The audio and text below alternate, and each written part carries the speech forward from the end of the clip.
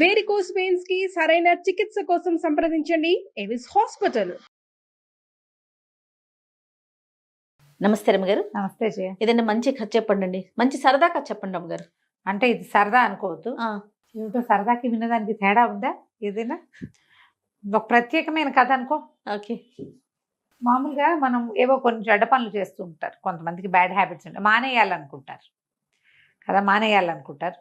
ఏదో ఒక సందర్భంలో మళ్ళీ కెలుకుతూ ఉంటుంది, లోపల పురుగు మసులుతూ ఉంటుంది, మళ్ళీ చేసేస్తారు.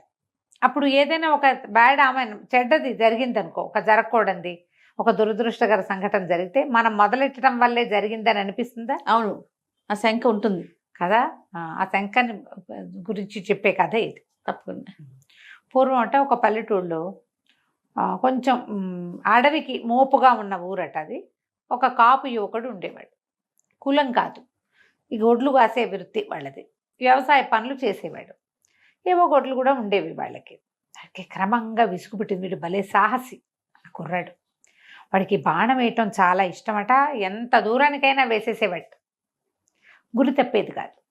అయితే ఏమైంది, వాడికి ఎన్నాళ్ళు ఈ వ్యవసాయ పనులు చేస్తాం, ఎంతసేపు ఏటేళ్ళకాలం పని చేస్తూనే ఉండాలి కదా, మనకి బోళ్ళంతా విలువిద్యొచ్చు, ఏదైనా 2 జంతువులను కొడితే రోజు గడిచిపోతుంది. అలా అనిపించి అడవిలో లేళ్ళని, దుప్పుల్ని, కుందేళ్ళని వేటాడుతూ ఉండేవాడు. వాడి భార్యకి అంత పెద్ద నచ్చేది కాదుట ఈ పని చేయటం. అలా ఎందుకు, మనకి గొడ్లు గోదా ఉన్నాయి, మన గొడ్డును ఎవరైనా కొడితే మనకి ఎట్టా ఉంటుంది, మరి బాధగా ఉంటుంది కదా. అందుకని వద్దనేది, కానీ అతను వినేవాడు కాదు. ఇది సులువు, ఆహారం ఈజీగా వచ్చేస్తుంది, ఎవరికైనా అమ్మేస్తే డబ్బులు వచ్చేస్తాయి, మార్గం వస్తుంది. అప్పుడు వస్తు మార్పిడి ఉండేది కదా, అందుకని ఇలా చేసేవాడు. బాగా కొట్టేసేవాడు. ఎవరికైనా ఏదైనా ఒరే దుప్పి కావాలరా, రేపు మా ఇంట్లో భోజనాలు ఉంటే మధ్యాహ్నం వెళ్ళి పట్టుకొచ్చేసేవాడు. బాగా చేయగలిగేవాడు. అయితే ఏమైందట, ఒకసారి వీడు అడవిలో ఏదో ఒక జంతువులను కొట్టడానికే వెళ్ళాడు. వెళ్తే ఒక చోట ఏదో బూరా ఊదినట్టు, ఎవరో మనుషులు మసులుతున్నట్టు కనపడింది. అక్కడ ఒక పెద్ద పందిరి లాంటిది ఉండి, కొంచెం ఒక పక్కకి అడ్డం వేసింది, పందిరే. ఏమిట్రా అని పందిరి దగ్గరికి వెళ్ళాడు. ఎవరున్నారో తెలియకుండా దూసుకెళ్ళిపోకూడదు కదా. సరే, యువతలే నుంచొని చూస్తే 3 పొట్టి వాళ్ళు కనిపించారట, మరుగుజ్జులు, పొడుగాటి అంగీలు, కుచ్చుట్టు తలపాగాలు పెట్టుకుని ఏమిటో చేస్తున్నారు. వాళ్ళు ఏం చేస్తున్నారు, ఒకడేమో పొయ్యి ఎగసని తోస్తున్నాడు, పొయ్యి వెలిగించింది, పొయ్యి పైకి పుల్లలు తోస్తున్నాడు. రెండో వాడు ఒక పాత్రలో, ఒక పెద్ద పాత్ర ఉంది, దాని మీద పాలు పోస్తున్నాడు. మూడో వాడు ఆ పాలను ఏదో ఇట్లా కళ్ళి తిప్పుతుంటే చూస్తున్నాడు, ఏదో చేస్తున్నారు వీళ్ళని తెలిసింది. ఆ పాలు అవి కాగి ఇంకా అందులో ఏమిటేమిటో వేస్తున్నారు, తీపి వాసన వస్తుంది. వీళ్ళు ఏదో తీయటి వంటకం చేస్తున్నారు. కాకపోతే రాక్షసుల పట్ల ఎలాంటి భయాలు ఉంటాయో, మరుగుజ్జు వాళ్ళ పట్ల కూడా ఆ ప్రాంతంలో భయాలు ఉండేవి. వాళ్ళకి మాయమంత్రాలు వచ్చని, ఏదో ఓం బిషని మాయం చేస్తారని అలాంటి భయాలు ఉండేవి. దాంతో వాడి దగ్గరికి వెళ్ళాల, తను వాళ్ళకి కనపడకుండా ఉన్నానని కూడా భావించాడు. ఓకే. ఒక చెట్టుకి బాగా చాటు చేసుకుని ఇట్లా మొహం మాత్రం బయట పెట్టుకుని చూసుకుంటున్నాడు. సగం మొహం పెట్టాడు బయట. వంటకం ఏదో అయిపోయాక ఆ పొట్టి వాళ్ళలో ఒకడు ఒక బూరా తీసి ఊదాడు.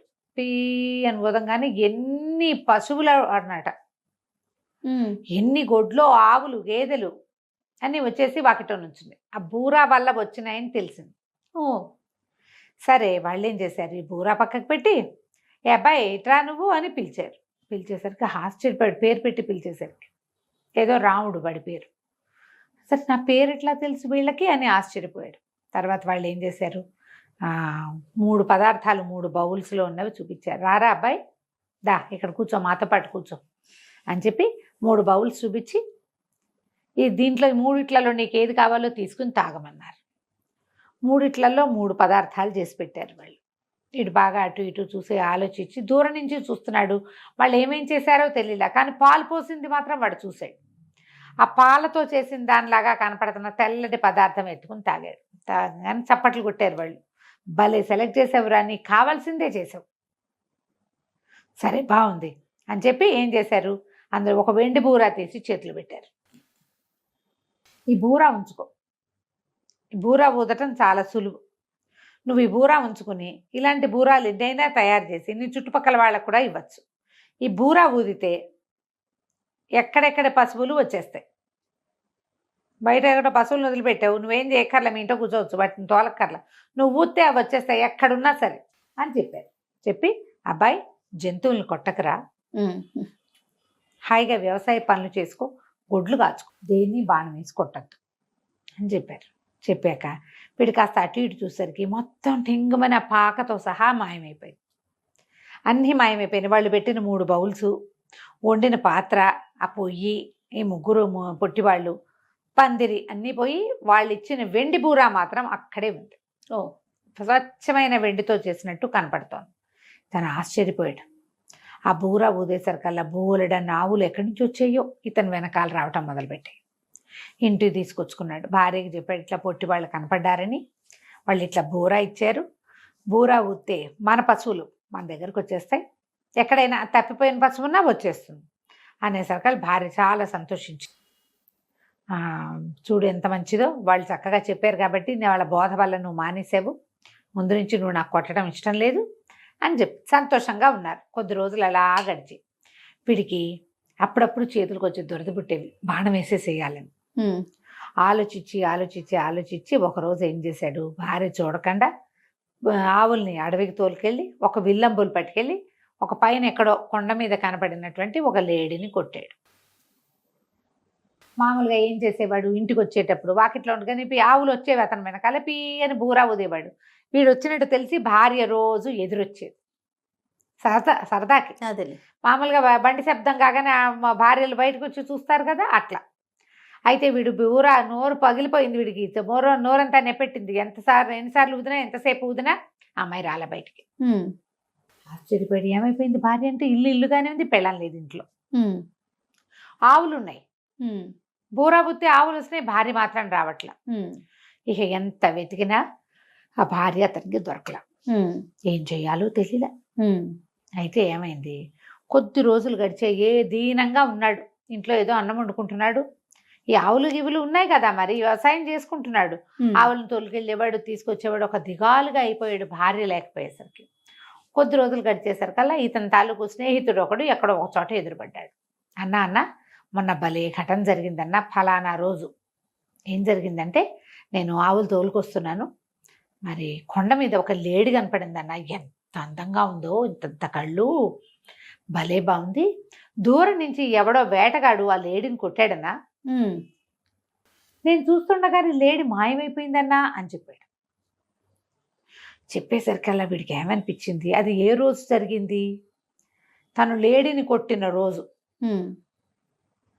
వీడు చూసింది ఆ లేడే, ఓకే అనుకో, ఆ కొట్టింది తనే.